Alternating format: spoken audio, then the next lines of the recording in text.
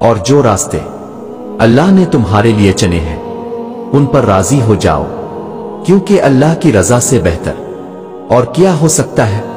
اللہ بہت جلد اس چیز کو تمہارا وسیلہ بنا دے گا جو تمہارے لیے مایوسی کا سبب بنی ہوئی ہے، جس کا ہونا کہیں سے بھی نظر نہیں آتا۔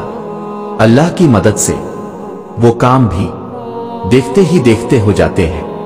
جان لو یہ تمہاری آزمائش ہے، اور اس کے بعد تمہارے لیے وہ سب ہے جسے تم نے ساری زندگی شدت سے چاہا ہے۔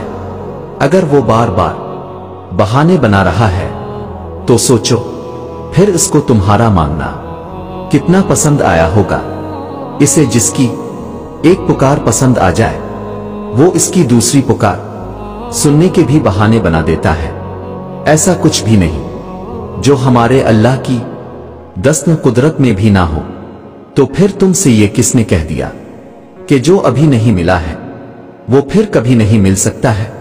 اور اللہ تب تم تک معجزے لاتا ہے جب تم سب کچھ ختم ہو جانے کے بعد بھی دعا کرتے ہو، اس یقین کے ساتھ کہ اللہ کی دسترس سے باہر تو کچھ بھی نہیں۔